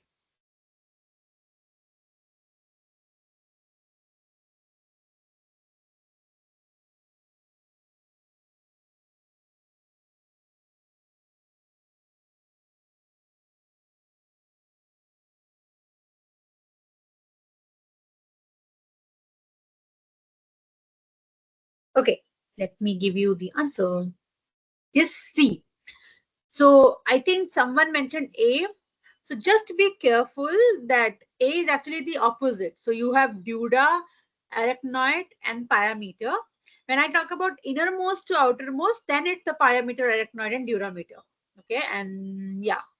So what, I don't know if it's comfortable for you, but if you want to remember it, you can give some short forms to it, right? You can just say remember DAP. That will help you in remember. So D to A to P. So you can remember that from outside you have DAP and from inside you have PAD. If you just remember it like this, you will never forget, or you will, it's easier for you to remember. Okay, just you, if you want to try it, can use that key. Okay, let's cover more topics. So the gray matter of, so I did not discuss these topics in detail, but I hope the questions make you aware of the different kind of topics that you will find in these subtopics of this lecture. So the gray matter, if you remember, there is gray matter and but matter. So gray matter of the spinal cord, what does it contain? Why do you call it gray matter is what I'm trying to refer to.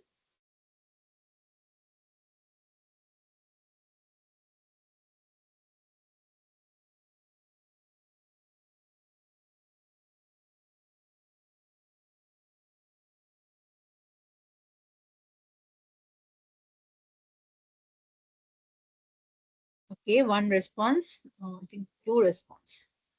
Okay. No, I think three response. Okay. Anyone else?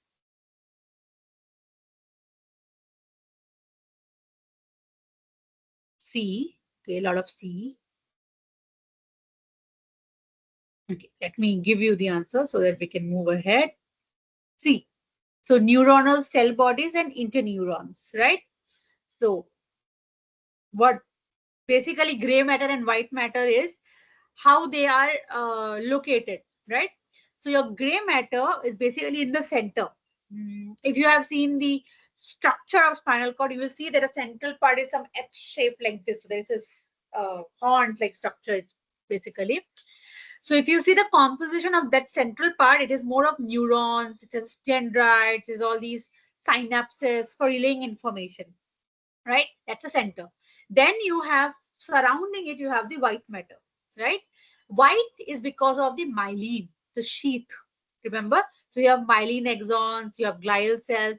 So you have this color, this myelin gives it the white matter. Gray matter is basically all these neuron cells, right? So neurons, and then covering you have the myelin sheaths, myelin axons, myelinated axons rather. Okay. And we talked about myelin sheath on the axon, they are for relaying information quickly.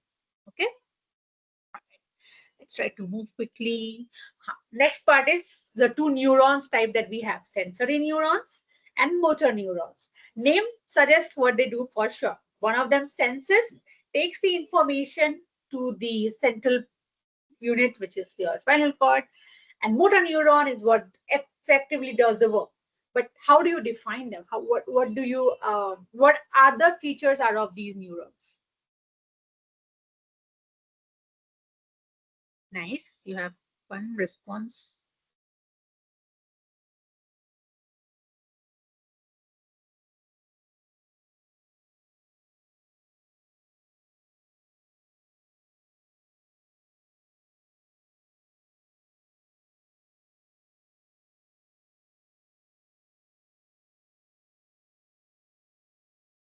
C, 2C, 1C, 2C. Okay.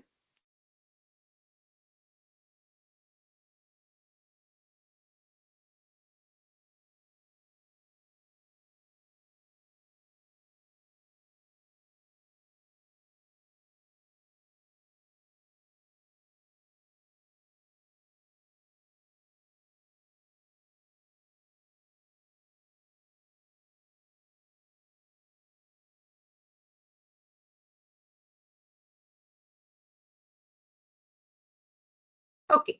Lot of answers. C and C. What all did I see? C, C, C. I said 1B. Okay. No worries. So, first one, sensory neurons, that I can say they carry impulse. They carry from the receptor to the CNS, not the effectors to the effector. So remember I told you about effectors and effectors? If not, just let me remind you once again. E and A. So effector, the one with A, and the effectors, the one with E. Just remember it like this. It's always in reference to a central unit. Okay. So afferent is always something that comes into, and effectors is something that goes out. Right? So if you're going out, you're not sensing, of course, you're doing the other activities, you're doing the motor works. So effectors is what brings it in, effect, and effect is basically what pronounces or what does the activity. Okay. So that's why not effectors, but sensory ones are the ones that take from receptors to the CNS.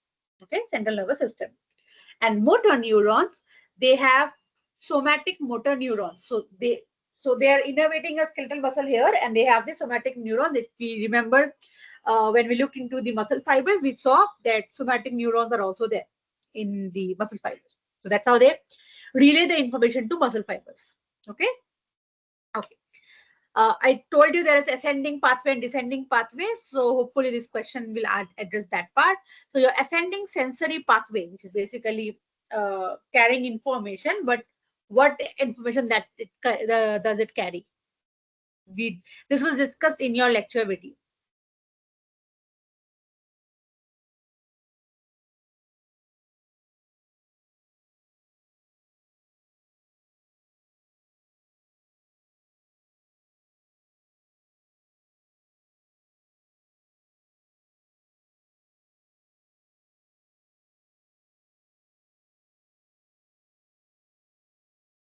Okay, I have got one response, two responses. Let's just look quickly. This is C. Okay, just to be sure. Remember this distinction, please do note it down that these are important topic: ascending sensory pathway and descending sensory pathway. So they basically carry different kind of information. The ascending ones carry pain, temperature, or touch. So sense the ones which are what do you call it? Touching, like touch based or something which senses more uh, pronouncedly, right? So your non-receptive pains, your temperature, all of these. These are ascending sensory pathway. Okay, so remember this topic. Then when you look into the structure of your spinal cord, you have something called corticospinal tract. Here, what are they mainly part of? These are all in connection to these pathways, these different pathways that we will be dealing with nervous systems.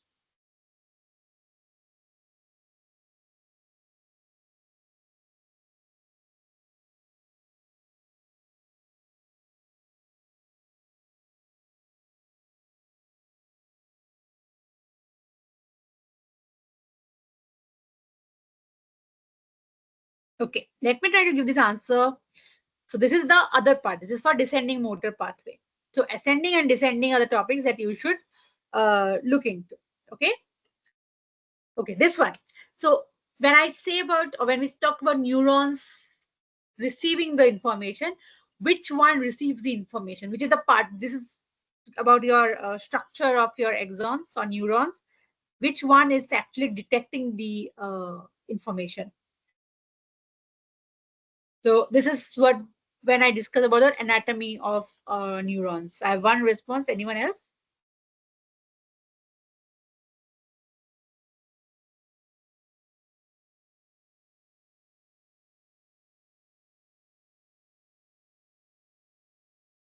Okay. Right. Dendrites, guys. Axon. I will. It will take me long to show you the structure. Axons are the entire body. Dendrites are the one that move out. You remember what arborization of axons? It's not. It's there in your lecture. It's called arbor. Arbor means tree. How does your axon become tree? Axon is this structure, right? I can't. Let me try to make it and show it to you. Yeah.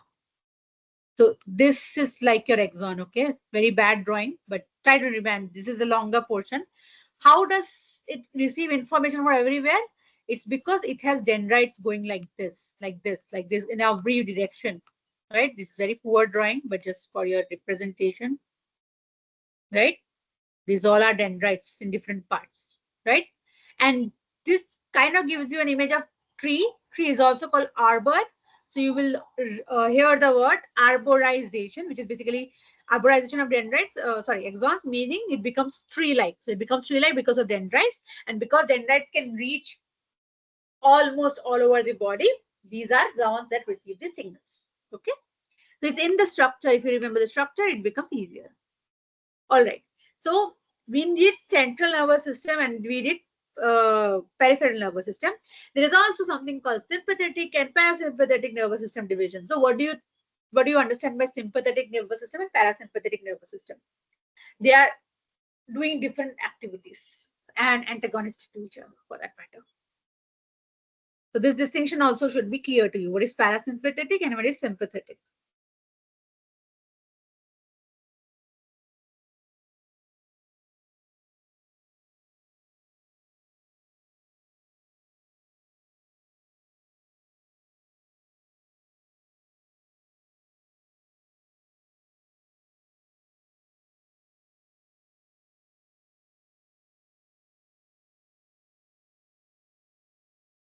No, anyone?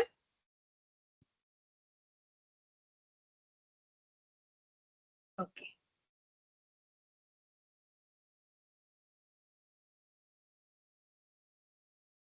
So So the topic options are promote digestion, decrease heart rate, use acetylcholine at both synapses, and activate flight or fight response.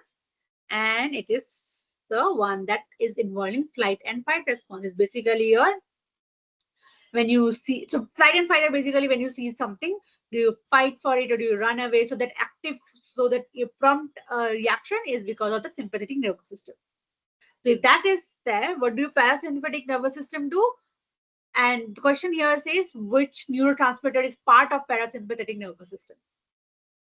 So we know epinephrine, norepinephrine, all of these are key players in nervous system and endocrine system.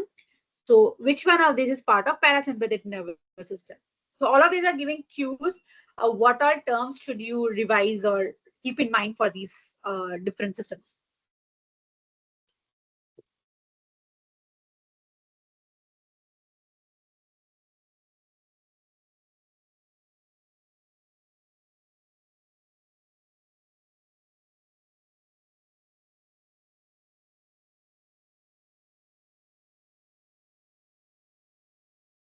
All right. If I see no response, no worries. The answer here will be acetylcholine. And if you know acetylcholine, that's because of the synapses. From one synapse, it carries the information to the next dendrite or the next axons. So acetylcholine. Okay. Okay. There is something called axon hillock. That is again part of your nervous system anatomy.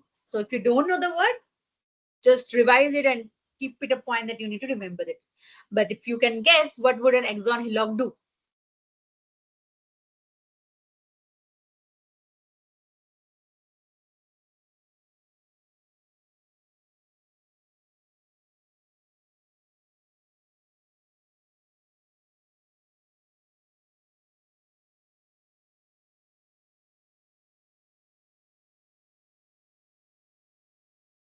Okay, I've received one response, and that's exactly what it do. So axon hillocks, they basically initiate action potential. Action potential is basically you receive an information, there is a disruption of your gated potentials. So your ions move inside, move outside, and that changes the action potential, the amount of ions, number of ions. Some ions move in, some ions move out, and that generates a signal that is then taken to sarcoplasmic reticulum. Calcium goes out, and all this actin myosin takes place. So you have this, all this hillock is basically all these axons together at one point, which can generate enough action potentials so that your muscles start activating. Okay, so remember axon hillock. Now, okay, so I just said there was acetylcholine, which, so this is your one axon, end of axon. You have synapses. So acetylcholine is released, and the next synapse takes this information, or the next axon takes this information. So what exactly happens in the first step of such synaptic transmission?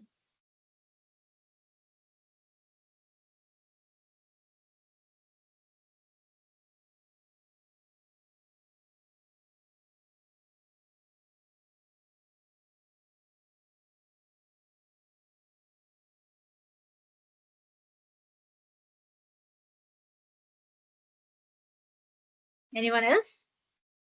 Okay, someone is typing. Yes, precisely.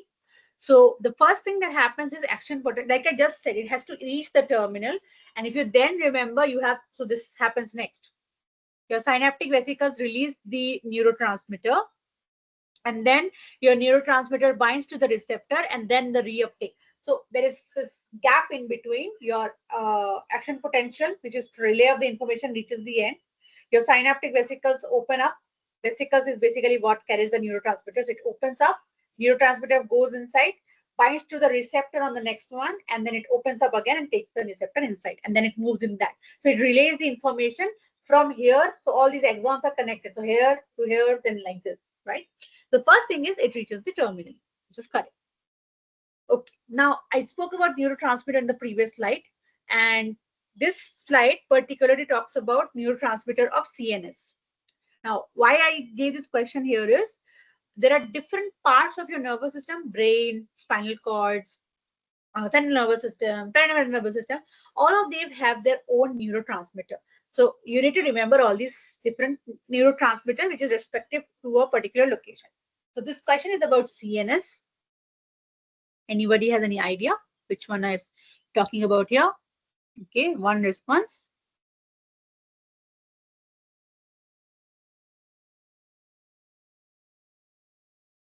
Right, someone else is typing too. Right, glutamate, right? So just to give you an idea, the first one, GABA, GABA, is actually your, so also remember there is excitatory neurotransmitter and inhibitory neurotransmitter, one that enhances the effect and one that reduces the effect, right? So GABA is an inhibitory neurotransmitter for the brain. So it reduces the effect, right? Glycine is again an inhibitory neurotransmitter, but at the spinal cord. Your serotonin actually is for, if you remember, sleeping and your mood, serotonin, dopamine, all these. So it's not related to, at least it's a modulatory transmitter, neurotransmitter. It modulates the activity. Glutamate is excitatory neurotransmitter for the CNS. And you people got it right. Okay. So I spoke about the myelin sheath or myelin neurons. What is the myelin consisting of? What is the component of myelin sheath?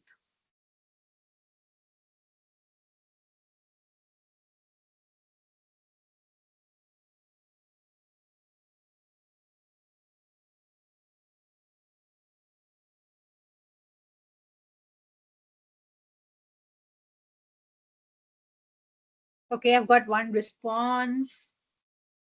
Yeah.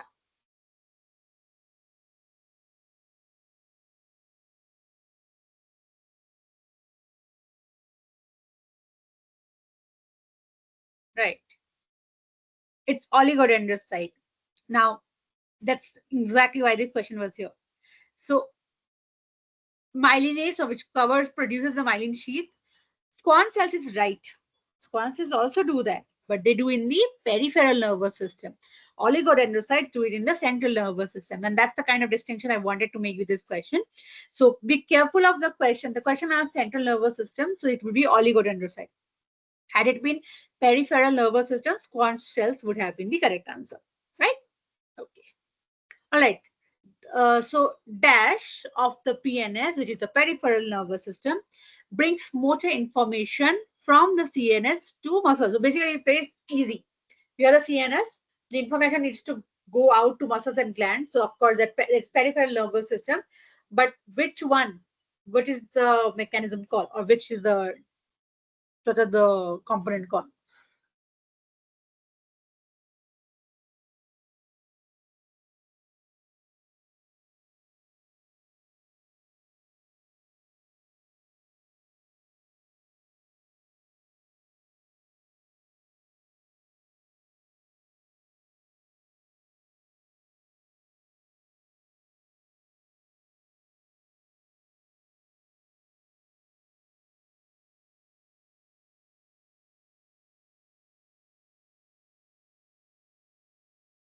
This is something I was telling, okay, about the afferent and the efferent.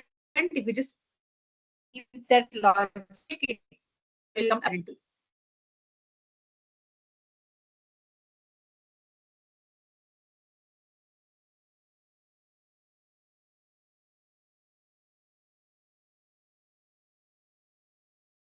Okay, let me give you the answer. It's efferent. Once again, afferent is basically taking the information to the processing unit. Efferent is coming out of the processing unit. Now see, the question says brings information, motor information, that too from the CNS to muscles and glands. So it's basically bringing out the information from the processing unit. So it's efferent. Afferent carries the information, which information? Sensory information from the PNS into it goes into the CNS. Afferent.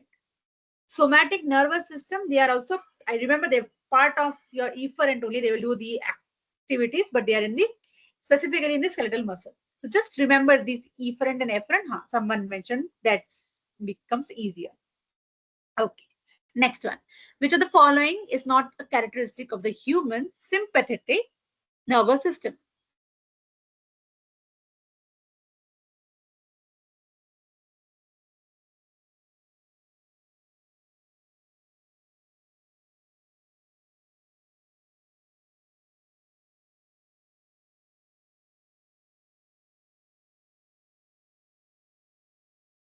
Anyone wants to go for this answer?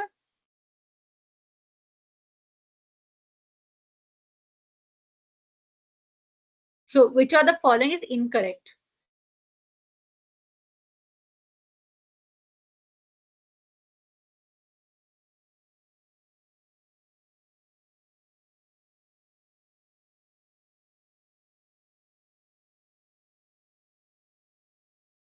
Okay, maybe I'll give the answers. So the incorrect answer is D, which is it's a craniosacral division of the autonomic nervous system. So it's basically this craniosacral division of order is talking about the parasympathetic division. Okay, sympathetic is thoracolumbar, thoracic and columnar together. So the idea is when you are reading these topics, which will be again discussed in the next week. So these are very technical terms, but you need to be clear about the location because that's of most importance when you are doing such anatomical studies. Okay, but the other things are what we already know. So they are preparing for fight and flight response. They are increasing the heart rate because that's what giving you the energy to run. So all these. Okay. Uh, Simple question, quick question. So if we say action potential is generated, that is basically when your potential across the membrane changes. So what is the resting potential?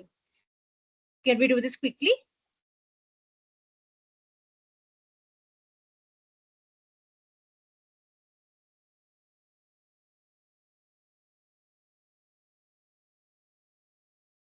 Anyone wants to take a guess?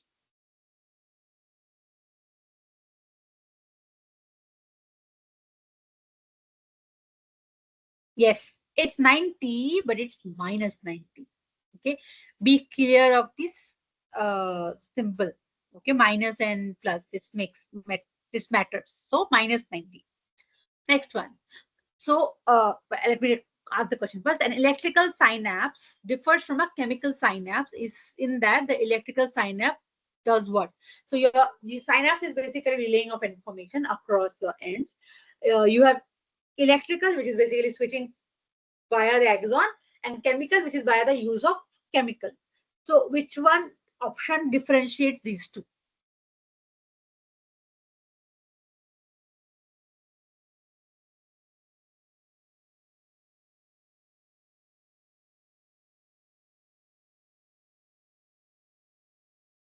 Okay, I've received one response. Well, this is the other one. So what you answered was has wider cleft between the pre-synaptic member. That is not what we are referring to. The whole agenda of electrical and chemical synapse is the difference of the speed. Electrical is definitely faster. Okay, why? Because they are longer and they are relaying the information in an instant. While for chemical, it has to first be released, then it has to go to the receptor, it has to be first detected, and then it goes back. So information is lagged as compared to electrical, which is just being relayed by your potential. That's why myelin sheath is important, because myelin sheath gives you those jump points so that they can jump and reach the end quickly. So that's why electrical is faster. Okay. Okay. This is very like this is a question from this thing assignment last time. So something which is present in tea is also responsible for neuronal excitability. I will not delve into this much, but try to think what happens when you are drinking tea. But the question here is, what is there in the tree which actually gives you this excitability?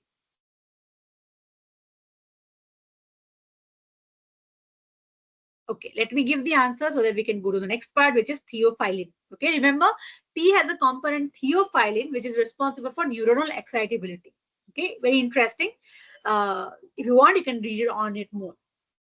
Okay, now let's jump to these last few questions quickly so that we can wrap up today's session. We had just 5 questions and we have very less on time. For people who have joined this first time, basically these are two statements and you need to refer to these two statements independently first and then see which options sit properly. So the first one is axon conduct impulse away from the cell body.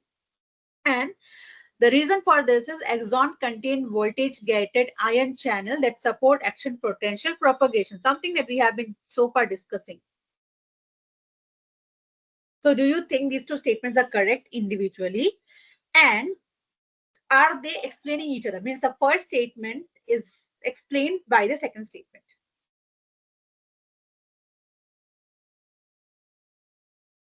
Anyone else wants to try?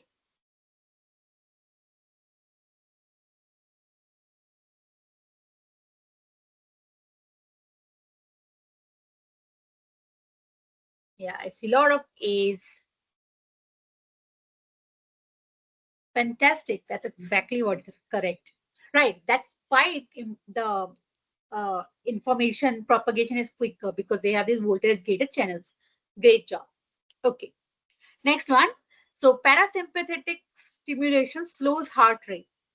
And the parasympathetic postganglionic neurons release norepinephrine. So is that correct?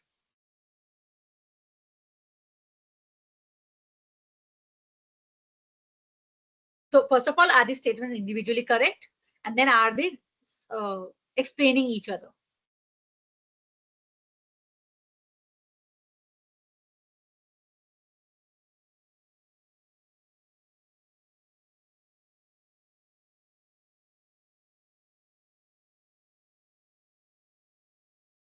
Okay, so let's look at the answer.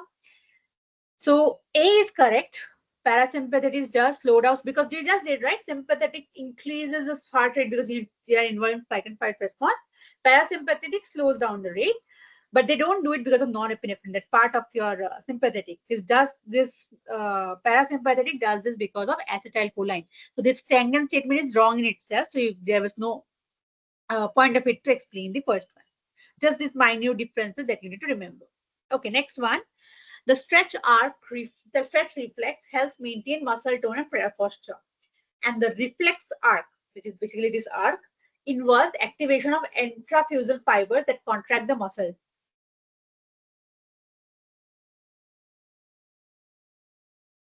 Read the terms carefully and then say which is the correct answer.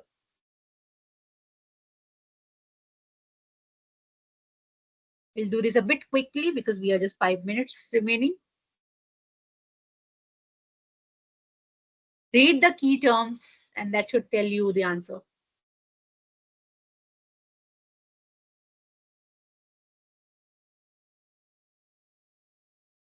I see someone typing.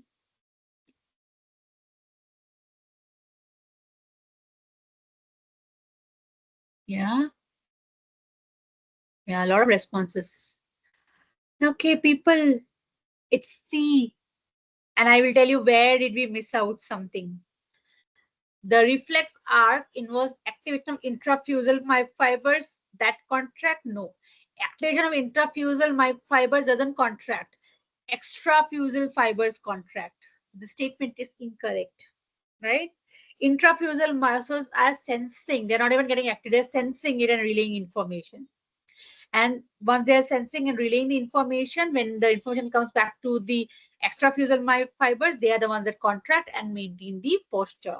Minute statements, but that's what I wanted to highlight. That just look at the key terms. Contraction is not to go with your intrafusal fibers. Don't get confused with activation word. If it's intrafusal, it is only sensory. Okay. All right. I think this is the second last question, second last. So the spinal cord is part of the central nervous system, and the spinal cord contains both sensory and motor neurons.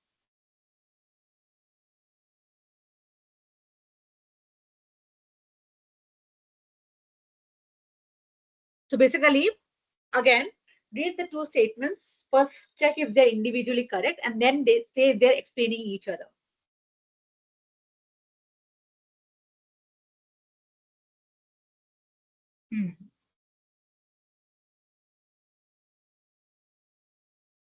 Okay. Anyone else first to go? This is the second last question. We have one more question after that.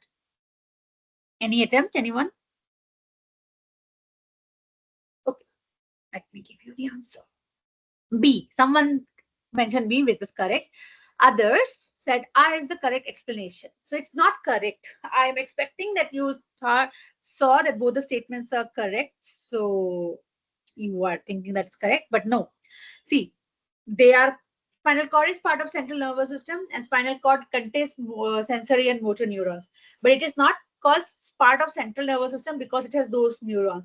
It is part of central nervous system because it is, like it is central, it is structurally and functionally central to the nervous system with the brain. So it having both the type of neuron doesn't make it central. It being in the center of the processing unit and being the functional integration with the brain makes it central nervous system, not the neurons. Okay. That's how that's the difference between peripheral and central nervous system. Central is the one that is at the center. That is the processing unit. That is the one that is relaying the information and getting the information, right? So it's a structural and functional position of the spinal cord that makes it part of central nervous system, right? And the last question, an action potential travels unidirectionally along the axon.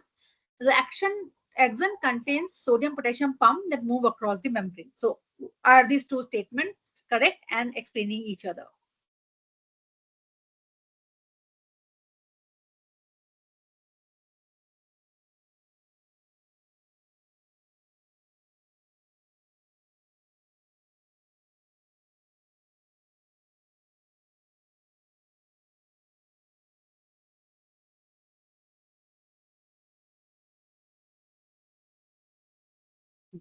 B? Oh, I see a lot of people answering B. That's great. That's exactly correct. So yeah, that's uh, like both the statements are correct, but they are not explaining each other. So having sodium potassium pump does not ensure your action potential traveling unidirectionally. It's because of the term absolute refractive period. So once your action potential of first action potential generates, the other cannot generate. So it has to move towards the end. Only then the other can generate, not because of sodium potassium pump, right? So the key term here is absolute refractive period. That's what is promoting the unidirectional movement, right? Okay, that brings us to an end with this session, and it was very nice having all of you actively involved in this discussion. If you have any doubts regarding any of these topics or the previous topics, you can put in the chat box, or we can meet each other in the next session where I will involve such questions. Thank you.